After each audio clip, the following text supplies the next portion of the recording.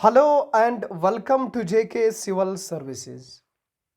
My dear friends, we were discussing about the methods of collection of the primary data. We have discussed about the four major methods for the collection of primary data. And in this very lecture, we will be discussing about the remaining portion regarding the questionnaires and schedule. My dear friend, in this very lecture, we will be discussing about the example of an ideal questionnaire. We will be discussing about the principal steps in the planning of a field survey or field investigation. And in this very lecture, we will be discussing about the close-ended questions and open-ended questions. And then after, we will move to the another classification or another types of questions. So my dear friends, without wastage of much time, let's get started. पहले हम बात करेंगे example of an ideal questionnaire. दोस्तों, पिछले lecture में मैंने आपको पढ़ाया था क्वालिटीज ऑफ गुड क्वेश्चनियर। इसमें हमने पढ़ा था 16-17 क्वालिटीज क्या क्या होनी चाहिए। लेकिन आज हम देखेंगे कि क्वेश्चनियर क्या होता है। दोस्तों, इस क्वेश्चनियर का ऑब्जेक्टिव ये है कि हमें पता करना है, पता करो जी कौन सा नशा नहीं, पता करो जी मंथली इनकम एंड एक्सपेंडिचर क्या है। मंथली इनकम यानी एक बच्चे को मंथली यानी एक मंथ में कितने पैसे आते हैं और उसको कितने पैसे खर्च होते हैं, जबकि ये बेचारा हॉस्टल में रहता है और किस क्लास में पढ़ता है, 12th क्लास में पढ़ता है। सो द ऑब्जेक्टिव क्या है क्वेश्चनियर का, ये पता करना इस बच्चे की इनकम और इसका खर्चा। फिर यहां पे मैंने आपको बताया था वादे के अनुसार इन लोगों को बताना, इस बच्चे को बताना या इन बच्चों को बताना कि जो आप ये इंफॉर्मेशन यहां पे फिल करते हैं ये आप हमें वापस कीजिए। ये फॉर्म जो है, जो आप ये फॉर्म देख रहे हैं, ये आप हमें वापस कीजिए। और जो आप अपनी इंफॉर्मेशन इस पे दे रहे हैं, हम इसको स्ट्रिक्टली कॉन्फिडेंशियल रखेंगे, सीक्रेट रखेंगे। ये इंफॉर्मेशन हम सिर्फ प्रेजेंट इन्वेस्टिगेशन के लिए ही यूज करेंगे। सो दोस्तों, मैंने आपको बताया था गुड क्वेश्चनियर की यही एक क्वालिटी होती है कि इसमें पहले बताते हैं कि इसको रिटर्न करो, हम इसको कॉन्फिडेंशियल रखेंगे और इसमें लिखा होता है ऑब्जेक्टिव क्या होता है जिसमें हमने सर्वे करना है। हमें बेसिकली जानना क्या चीज होता है, इन्वेस्टिगेशन किस विषय में करनी होती है, इन्वेस्टिगेशन किस लिए करनी होती है। ठीक है ना दोस्तों। सो दोस्तों, अब यहां पे पहला क्वेश्चन आएगा। स्टूडेंट्स नेम उमर फारूक वानी, एज 24-25, सॉरी नहीं, मैंने 24 नहीं लिखना है, मैंने 25 लिखना है, सिंपल लिखना है, मतलब जो यहां पे है। Faculty science, name of school और college Iqra public school, father's name and address Farooq Ahmad Wani and address this and this, father's occupation government employ, income for example 40K 40,000, income of other member in the family, mother's income 30,000, monthly income received by the student। अच्छा, इस student को कितना income आता है, घर वाले कितने देते हैं, यानी फैमिली कितनी देती है। फॉर एग्जाम्पल मुझे फैमिली देती थी 3K यानी 3,000। पर्सनल अर्निंग मैं कमाता खुद था 15,000। स्कॉलरशिप मुझे आती थी 7,000 रुपए। अदर्स कुछ नहीं। ठीक है ना दोस्तों। ओके, आज मैं बायोडेटा बता रहा हूं, अपना पूरी हिस्ट्री बता रहा हूं अपनी जिंदगी। Monthly expenditure of the student. अब मुझे खर्चे किस पे होते हैं, अच्छा इसमें मजा आएगा। आइटम्स ऑफ एक्सपेंडिचर है, देखो कौन कौन है। स्कूल और कॉलेज फी मुझे 14,300 फीस देना पड़ता था। स्टेशनरी, जो मुझे कॉपी कलम पेंसिल वेंसिल जो यहाँ पे लगता था, कभी लगता ही नहीं था क्योंकि मोबाइल से पढ़ा था तो नील। चलो पेंसिल वेंसिल कॉपी वॉपी कभी 100 रुपए की मंथ में। बुक्स यहाँ पे कभी खरीदी नहीं थी क्योंकि पीडीएफ प्रिंट यहाँ पे पीडीएफ डाउनलोड करके उन्हीं पे पढ़ते थे। ओके, कॉन्वीनियंस, हॉस्टल एक्सपेंसेस ज़्यादा कुछ नहीं होता था, 2,000 होते थे। एंटरटेनमेंट, कभी एंटरटेनमेंट किया नहीं, बस कभी क्रिकेट खेला तो उस पर करीबन 500 रुपीज़ हारता था पर मंथ, सो एंटरटेनमेंट के लिए। Other items specify, other item कुछ नहीं। हाँ, थोड़ा सा था, कॉफ़ी वॉफ़ी पीते थे, प्लस कभी कभार गार्डन्स में घुमा करते थे, या कभी कभार दोस्त की बाइक जब चुराते थे तो वो उसका एक्सीडेंट हो जाता था तो उसको रिपेयर करने के लिए पैसे लगते थे। So these are the expenditures. Okay दोस्तों, इसके बाद is your monthly income enough for you? No, मेरे लिए तो मंथली इनकम इतना एनफ नहीं था, क्योंकि घर वाले देते थे तो कम देते थे। Is your monthly income not enough? How do you propose to increase it? आप कैसे इसको अब इंक्रीज करोगे? तो वो लिखेंगे। Can you save anything from your? देखो दोस्तों, पहले इसने यहां पे एक जनरल क्वेश्चन पोज किया है, यानी क्या आपके लिए मंथली इनकम एनफ थी? मैं लिखूंगा नो। अब ये बोलता है क्यों नहीं एनफ थी? अगर नहीं थी तो पर्पस लिखो कि कैसे इंक्रीज करोगे इसको। देखो अब स्पेसिफिक क्वेश्चन पूछा है, सो this is the good question here. इसी तरह से can you say anything from your monthly income? If yes, under which of the above noted heads of expenditures can you save and how much? आप इन expenditures में किसको save करोगे? मैं इसको करूंगा, यानी दोस्त की बाइक चुराऊंगा, फिर उसे एक्सीडेंट नहीं हो जाएगा, फिर उसको रिपेयर करने में पैसे नहीं लगेंगे। ठीक है ना दोस्तों? देखो कैसे पहले जनरल क्वेश्चन, फिर स्पेसिफिक, फिर और ज्यादा स्पेसिफिक क्वेश्चन पूछा है। सो this is an example of an ideal और द गुड क्वेश्चन हियर। और बिल्कुल एक प्रॉपर अरेंजमेंट से, पहले स्टूडेंट का नाम, एज, जहां पे पढ़ता है उसका नाम, कॉलेज का नाम, फादर का नाम, इसके ऑक्यूपेशन का नाम। ठीक है ना दोस्तों? सो this is the proper arrangement, proper order of the questions. ठीक है ना?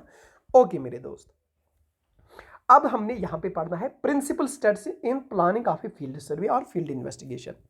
देखो ये मैंने पढ़ा है, इसीलिए थोड़ा सा यहां पे स्क्रीनशॉट लिया है।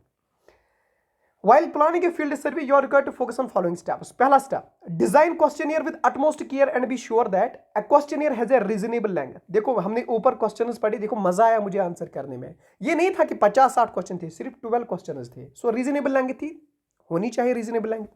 The questionnaire includes only precise and short question. देखो दोस्तों ऊपर हमने पढ़े शॉर्ट क्वेश्चन थे, प्रिसाइज क्वेश्चन थे, अच्छा लगा आंसर देने में।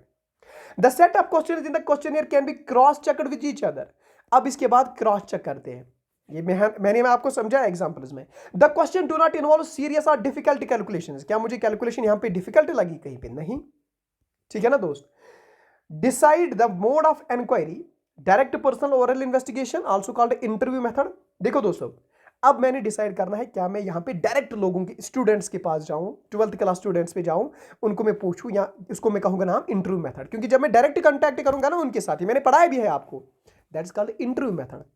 या मैं उनको मेल भेजूंगा, अगर मुझे लगा कि नहीं स्टूडेंट ज्यादा है, मुझे टाइम वेस्ट होगा एक एक स्टूडेंट के पास जाने के लिए, उनसे इंफॉर्मेशन कलेक्ट करने के लिए, मैं यहां पे क्वेश्चनियर, इसी क्वेश्चनियर को प्रिंट आउट निकालूंगा। जितने स्टूडेंट्स होंगे, फॉर एग्जांपल 60 स्टूडेंट्स होंगे 12th जो पढ़ते होंगे, मैं 60 प्रिंट आउट निकालूंगा इस फॉर्म का, इस क्वेश्चनियर का, और एक एक स्टूडेंट को दूंगा, वो मुझे फिर आंसर करेंगे और मुझे ये वापस करेंगे। सिंपल। ये मैं डिसाइड करूंगा कि मुझे कौन सा मोड यहां पे यूज करना है। अगर मैंने यहां पे शेड्यूल यूज किया और तो मुझे यहां पे इन्यूमरेटर भेजना है, तो मैंने प्रॉपर इन्यूमरेटर को प्रॉपर ट्रेनिंग देनी है।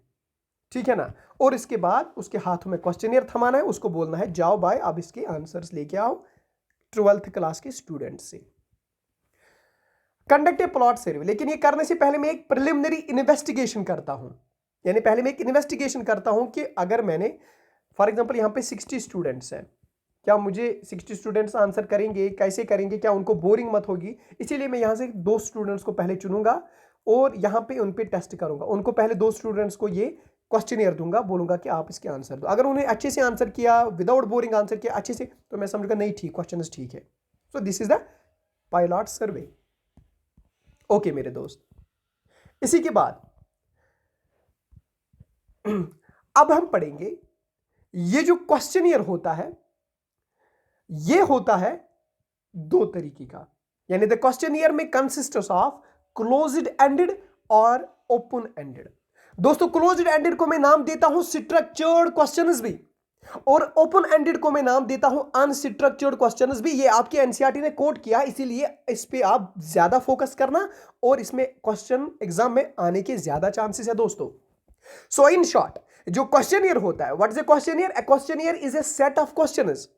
इसमें 2 तरह के क्वेश्चंस पूछे जा सकते हैं। एक होता है आपका closed ended, that is called structured questions, and दूसरा हो सकता है ओपन एंडेड, उनको हम अनस्ट्रक्चर्ड क्वेश्चंस भी कहते हैं। दोस्तों क्लोज एंडेड क्वेश्चंस क्या होते हैं, पहले इसके बारे में बात करेंगे। क्लोज्ड एंडेड भी 2 तरह का होता है, one is 2 way questions and another is multiple choice questions. 2 way questions का मतलब होता है जब ओनली 2 पॉसिबिलिटी होगी, यस और नो।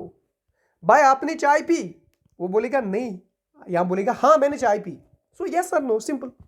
या फॉर एग्जाम्पल, अरे भाई क्या आप ग्रेजुएट हो? हाँ मैं ग्रेजुएट हूं। अरे नहीं नहीं मैं ग्रेजुएट नहीं हूं। सो दो ही चांसेस है, यस और नो। उनको मैं कहूंगा टू वे क्वेश्चन।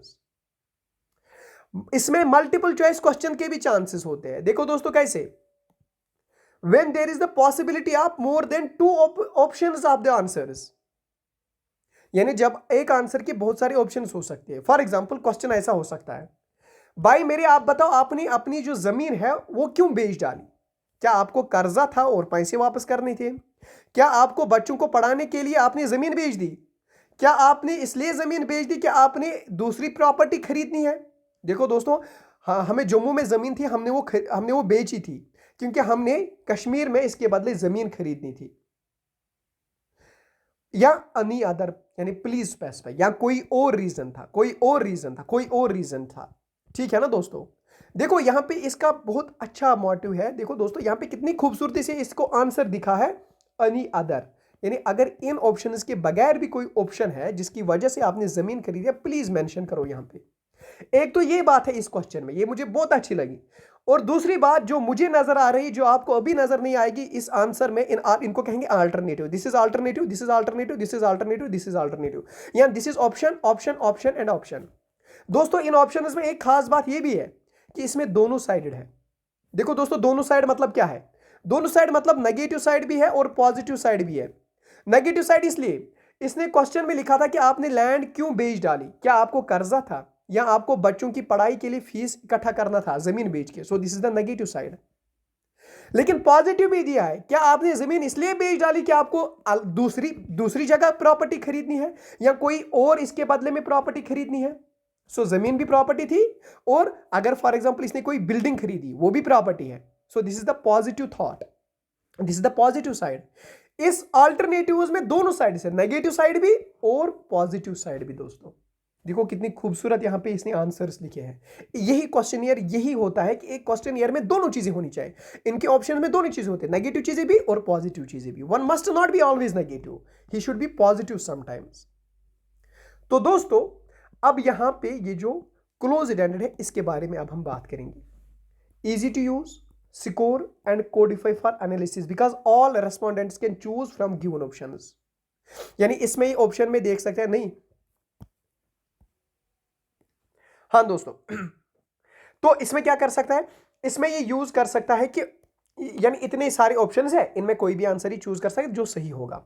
लेकिन इसकी एक डिमेरिट है, इसका एक ड्रॉबैक है, इसमें दोनों साइड आंसर्स में दोनों साइड मेंशन करने होते हैं, पॉजिटिव साइड भी और नेगेटिव साइड भी, जो मैंने आपको समझाया।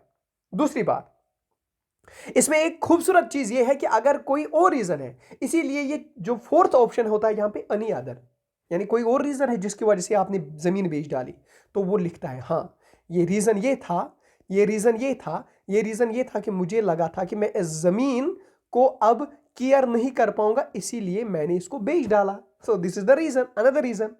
ठीक है ना दोस्तों? ओके। और इसका एक डिमेरिट, बड़ा डिमेरिट ये है कि ये इंफॉर्मेशन को रेस्ट्रिक्ट करता है। फॉर एग्जाम्पल, अगर यहां पे इसने क्वेश्चन पूछा था लेकिन ऑप्शंस अगर इसने नहीं दिए होते, सो अगर इसने क्वेश्चन पूछा why do you sell land, आपने जमीन क्यों बेची, तो क्या पता जो इंफॉर्मेंट है उसने डिफरेंटली आंसर किया होगा, क्या पता इंफॉर्मेंट के पास कोई और तरीका होगा आंसर का। फॉर एग्जाम्पल इंफॉर्मेंट बोलेगा कि मैं गरीब था, गरीब ये मतलब नहीं कि उसको कर्जा होगा, गरीब ये मतलब नहीं कि उसको बच्चों को पढ़ाना होगा, गरीब ये मतलब नहीं कि उसको अनदर प्रॉपर्टी सेल करनी थी, अनदर प्रॉपर्टी खरीदनी थी, लेकिन वो गरीब था इसका मतलब ये था कि उसको रोजी रोटी लाने के लिए जमीन बेचनी पड़ी, जो इस ऑप्शन में कहीं नहीं था। सो इसीलिए ऑप्शंस देखिए इसने उसको रेस्ट्रिक्ट किया। सो this is the biggest drawback in closed ended system. अब हम बात करेंगे दोस्तों ओपन एंडेड क्वेश्चंस की। ओपन एंडेड क्वेश्चंस क्या होते हैं? Open ended questions allow for more individualised responses. अभी अभी मैंने आपको बताया ओपन एंडेड क्वेश्चंस को हम अनस्ट्रक्चर्ड भी कहते हैं, अनस्ट्रक्चर्ड क्वेश्चंस। दोस्तों क्यों? क्योंकि इनमें allow for more individualised responses, इसमें इंसान कोई अच्छे से आंसर कर सकता है, लेकिन वो डिफिकल्ट होते इंटरप्रेट करने के लिए एंड हार्ड टू स्कोर, क्योंकि उनमें ज्यादा वेरिएशंस होती है, उनके रेस्पॉन्सेज में ज्यादा वेरिएशंस होते हैं। देखो दोस्तों कैसे, ओपन एंडेड क्वेश्चंस क्या होते हैं? जिनमें ऑप्शंस नहीं होंगे, जिनमें ऑप्शंस की कोई गुंजाइश नहीं है। देखो दोस्तों, हाउ कैन पॉवर्टी एलिमिनेटेड, गरीबी कैसे खत्म हो जाएगी, इसके बहुत सारे लाखों करोड़ों ऑप्शंस होंगे। क्या हम लिखेंगे लाखों करोड़? नहीं, that is why these are called unstructured, that is why these are called open, क्योंकि कोई भी आंसर आप दे सकते हो। That's why these are open. दोस्तों ओपन है ना, कोई भी आंसर आप दे सकते हो, that's why these are open. यानी गरीबी कैसे मिटेगी? मैं बोलूंगा गरीबी मिटेगी अगर हम गरीबों को मिटाएंगे तो गरीबी खुद ब खुद मिटेगी। ठीक है ना दोस्तों? या किसी को पूछूंगा, अच्छा भाई आप बताओ गरीबी कैसे मिटेगी, वो बोलेंगे उनको पैसे दो। किसी को बोलूंगा गरीबी कैसे मिटेगी, वो बोलेंगे नहीं नहीं नहीं, पैसे नहीं दो उनको, पैसे दोगे तो वो खर्च करेंगे 2 दिन में, आप उनको एसेट्स दो, बाग खरीद के दो, आप उनको ट्रक्स खरीद के दो, वो ट्रक चलाएंगे, मेहनत करेंगे, पैसे कमाएंगे। ठीक है ना? या कोई बोलेगा गरीबी ऐसे मिटेगी अगर आप इनको लोन्स देंगे। यानी बहुत सारे इसमें ऑप्शंस हैं, that means that's why this is open ended. ये यहीं पे समाप्त नहीं होता है, खत्म नहीं होता है, इसमें बहुत सारे ऑप्शंस हैं। ये इसी तरह से अगर मैं कभी पूछूंगा आपकी राय क्या है ग्लोबलाइजेशन के बारे में, यानी ग्लोबलाइजेशन क्या है, इसके बारे में आप क्या राय रखते हैं, that is open ended question. या अगर मैं बोलूंगा ग्लोबल वार्मिंग के बारे में आप बताओ, या अगर मैं बोलूंगा जेके सिविल सर्विसेज के बारे में आप बताओ, जेके सिविल सर्विस में आफाक सर है, he is a legend, JK civil service में Afaq sir is the backbone, JK civil service में आफाक सर टैलेंटेड है। ठीक, यानी बहुत सारे आप इसके बारे में लिख सकते हैं। So these questions are called open-ended questions. These are unstructured. नशिमन होट आसन कुने, नशिमन लोट आसन कुने, यानी आप तो है क्यों कांटे आंसर ही मन करे थन, that's why these are called open-ended. Okay मेरे दोस्त, what do you think about the Indian cricket team? तो क्या शु ख्याल, आपको क्या लगता है इंडियन क्रिकेट टीम के बारे में? कोई बताएगा अरे भाई इंडियन क्रिकेट टीम आज अच्छा नहीं खेलती है क्योंकि अब महेंद्र सिंह धोनी ने रिटायरमेंट दिया है। कोई बोलेगा नहीं नहीं नहीं, इंडियन क्रिकेट टीम बड़ा अच्छा खेलती है, विराट कोहली अभी भी है वहां पर, रोहित शर्मा है, बाकी है। So these are open ended questions. Okay, ये हुई एक क्लासिफिकेशन, यानी ओपन एंडेड क्वेश्चंस और क्लोज एंडेड क्वेश्चन। लेकिन कोई कोई बुक लिखती है 4 types of questions are there, देखते हैं वो भी देखते हैं। Simple alternative questions, multiple choice questions, specific information questions and open questions. पहले हम देखते हैं simple alternative questions. Simple alternative questions मतलब इनमें सिंपल अल्टरनेटिव मतलब ऑप्शन, सिंपल ऑप्शंस होगी, यस और नो, राइट और रॉन्ग, या इनमें गुड और बैड। देखो दोस्तों, for example, do you have a car, क्या आपके पास कार है? वो बोलेगा हाँ या ना। इसके बाद कोई और गुंजाइश है इसके ऑप्शन की? वो क्या वो बोलेगा नहीं नहीं नहीं मेरे पास 1.5 कार है, नहीं मेरे पास 2.5 कार है, नहीं मेरे पास पिछले जमाने में कार हुआ करती थी अब नहीं। अरे दोस्त, इतना सिर्फ पूछा कि आपके पास कार है, वो बोलेगा सिर्फ हाँ या ना। सो दिस इज द, आप मान के चले this is a type of close type question. या इसमें राइट और रॉन्ग, भाई आप मुझे बताओ महेंद्र सिंह धोनी अच्छे आदमी है, सही है कि गलत है? तो वो बोलेगा हाँ सही है भाई, महेंद्र सिंह धोनी अच्छे आदमी है, अच्छा क्रिकेट खेलते, तो सही है। सो राइट और रॉन्ग, गुड और बैड। अरे दोस्त स्मोकिंग गुड है या बैड है? अरे स्मोकिंग भाई बैड है। सो जब 2 ही ऑप्शंस होंगे ना, जब इतनी ही गुंजाइश होगी, 2 ऑप्शंस होगी, गुड या बैड, यस और नो, राइट और रॉन्ग, उनको मैं कहूंगा सिंपल अल्टरनेटिव क्वेश्चन। सिंपल इसलिए क्योंकि सिंपल है, अल्टरनेटिव इसलिए क्योंकि ऑप्शंस है अल्टरनेटिव्स। ओके, इसके बाद multiple choice questions. Multiple choice question जब आपके पास बहुत सारे आंसर्स होंगे लेकिन आपको टिक एक ही आंसर को करना है। फॉर एग्जांपल क्वेश्चन है यहां पे, आप घर से कॉलेज कैसे जाते हो? क्या आप पैदल जाते हो, क्या आप साइकिल लेके जाते हो, क्या आप बस में लेके जाते हो, या आप स्कूटर पे जाते हो? तो दोस्तों यहां पे इतने ऑप्शन है, हवाई जहाज लेके तो स्कूल नहीं जाओगे ना, ठीक है ना, ट्रेन लेके तो स्कूल नहीं जाओगे ना। तो दोस्तों इन शॉर्ट, हाँ कोई ट्रेन में भी जा सकता है। इन शॉर्ट यहां पे अगर ऐसी गुंजाइश है कि चारों ऑप्शन होंगे और 4 में से आपको एक चुनना है। मैं चुनूंगा ऑन फुट, मैं पैदल जाता था, आज भी जाता हूं पैदल, सो इसको मैं टिक करूंगा। That is multiple choice. होते हैं ना आपके एग्जाम में भी मल्टीपल चॉइस क्वेश्चन, ये तो पता ही है। स्पेसिफिक इंफॉर्मेशन क्वेश्चन, जब कोई स्पेसिफिक इंफॉर्मेशन होती है दोस्तों, देखो specific information is obtained through such question. देखो कैसे, in which class do you read, ये एक स्पेसिफिक क्वेश्चन है, यानी आप किस क्लास में पढ़ते हो, यानी this is the specific particular question है। या आपको घर वाले कितने पॉकेट मनी देते हैं, ये एक पर्टिकुलर क्वेश्चन है। ओके मेरे दोस्त, अब है ओपन क्वेश्चन, ये हमने ऑलरेडी पढ़ा है। ओपन क्वेश्चन क्या होते हैं, ओपन क्वेश्चन की एग्जांपल और देखते हैं। आप बताइए इंडिया में प्राइस कंट्रोल कैसी होगा।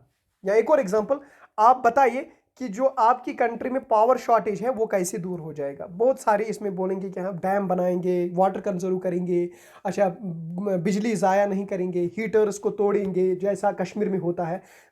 कश्मीर में रेड पड़ती है फिर विंटर्स में और हीटर्स को तोड़ा जाता है। पॉइलॉट सर्वे के बारे में हमने ऑलरेडी बात की है, ठीक है ना दोस्तों। अब है लास्ट टॉपिक इसका, और इसके बाद होपफुली हम आपको सेकेंडरी डेटा के बारे में पढ़ाएंगे, सोर्सेज के बारे में पढ़ाएंगे दोस्तों।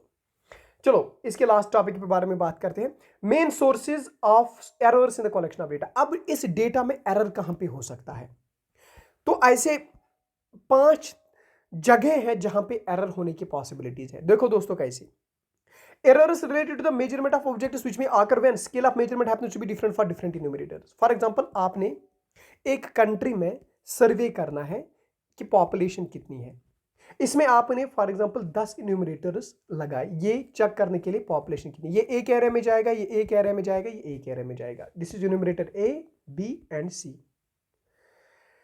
लेकिन इस इन्यूमरेटर ने different scale of measurement use की होगी, इसने डिफरेंट, इसने डिफरेंट। जब बाद में हम कैलकुलेशन करेंगे हमें गलत आएगा रिजल्ट है, क्योंकि इसने अलग की थी, अलग स्केल की थी, अलग स्केल ऑफ मेजरमेंट की थी, या इसने कोई अप्रोक्सीमेशन की डिग्री अलग ली थी, इसने अलग, इसने ये मैं समझाऊंगा नहीं क्योंकि ये फजूल है, आपको पढ़ने की बिल्कुल जरूरत नहीं। बस एग्जाम में ये क्वेश्चन आ सकता है, अगर मैं समझाने बैठूंगा तो टाइम खाएगा, कोई आम खाओ गुठलियां मत गिनो, ठीक है ना दोस्तों। Errors occurring due to wrong responses, अगर यहां पे मैंने ऐसे क्वेश्चन रेस्पोंडेंट्स को पूछे कि जो उन्हें अंडरस्टैंड ही नहीं हुआ और उन्होंने रॉन्ग रेस्पॉन्सेज दिए, तो मेरा जो डेटा होगा वो तो गलत हो जाएगा। ये भी एक पॉसिबिलिटी है एरर की। तीसरी पॉसिबिलिटी कहां पे एरर हो सकती है, अगर आप लैक ऑफ रेस्पॉन्सेज, अगर आपने इंफॉर्मेशन उनको बोला इंफॉर्मेशन तो उन्होंने कोई इंफॉर्मेशन नहीं दी, ऑब्वियसली डेटा तो नहीं आएगा। एरर और कहां पे हो सकता है, अगर अर्थमेटिकल एरर हुआ। अर्थमेटिकल एरर का मतलब क्या होता है, अगर आपने कैलकुलेशन में मिस कैलकुलेट किया, आपको कैलकुलेट करना ही नहीं आया या गलत कैलकुलेट किया, उसको मैं कहूंगा अर्थमेटिकल एरर। इसी तरह से errors occurring due to the communication gap, अगर आपको कम्युनिकेशन गैप में, यानी कम्युनिकेशन गैप का मतलब क्या होता है, फॉर एग्जांपल आप कश्मीरी है, जैसे मैंने अभी अपने लेक्चर में कश्मीरी लैंग्वेज यूज की, जो मेरे जम्मू के भाई है जिनको डोगरी आती है या जिनको उर्दू आती है या जिनको हिंदी आती है और कश्मीरी बिल्कुल भी नहीं आती है, क्या वो मेरे लेक्चर समझ पाएंगे? नहीं। सो this is called communication gap. जब इन्यूमरेटर की या इन्वेस्टिगेटर की एक लैंग्वेज हो और इन्फॉर्मेंट्स की अलग लैंग्वेज हो, उसको मैं कहूंगा कम्युनिकेशन गैप। तो यहां पे पॉसिबिलिटी होती है अंडरस्टैंडिंग की और गलत आंसर की। और कभी कभार होता है एरर इसलिए क्योंकि lack of recording of information. देखो दोस्तों, अगर आप किसी को इंटरव्यू करते हो तो आपने देखा होगा ना, उसके पास बैठा होता है एक आदमी जो शॉर्ट नोट्स बनाता है, जल्दी जल्दी इसकी जो रिकॉर्डिंग है रिकॉर्ड करता है, लिखता है। कभी कभी उसको वो पॉइंट छूट जाते हैं, दैट मीन्स अगर पॉइंट छूट गए, रिकॉर्डिंग में छूट गए वो पॉइंट जो इसने कहा, इंफॉर्मेशन गलत भी आ सकती है ना दोस्तों।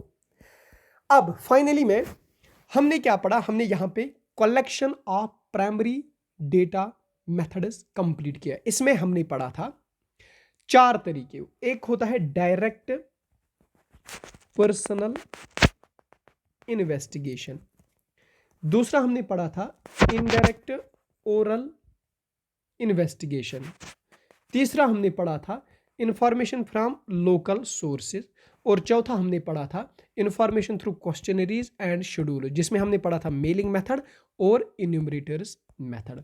लेकिन आपकी दूसरी बुक्स एक और मेथड लिखती है, that is observation method. Observation method दोस्तों, एक और मेथड क्या है, ऑब्जर्वेशन मेथड।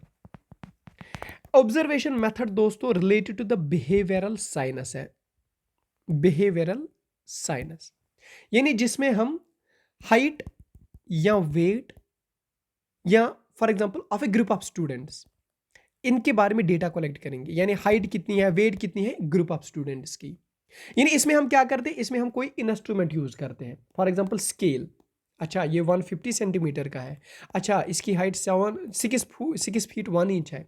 सो जब हम कोई स्केल यूज करते हैं, कोई इंस्ट्रूमेंट यूज करते हैं ऑब्जर्वेशन के लिए, जब हम डायरेक्ट ऑब्जर्वेशन करते हैं, उसको मैं कहूंगा observation method. It is the best method for data collection, क्योंकि इसमें लेकिन इसमें क्या है, it is time consuming, it is laborious, और it covers only small area, क्योंकि हमें बच्चों को यहाँ हाइट चेक करने में बहुत टाइम लगेगा, लेबर लगेंगे वो, और यहाँ पे स्मॉल एरिया में ही हम सिर्फ कवर कर पाएंगे। लेकिन दोस्तों इसका एक एडवांटेज भी है, वो ये कि इसमें हमें एक सच्ची इंफॉर्मेशन मिलती है, एक सब्जेक्टिव बयास इसमें एलिमिनेट होता है, और यहां पे हम अच्छे से विदाउट बियासिंग कोई भी चीज रिकॉर्ड कर सकते हैं जो हमें जरूरत होगी दोस्तों। So in short, these were the methods of the primary data collection.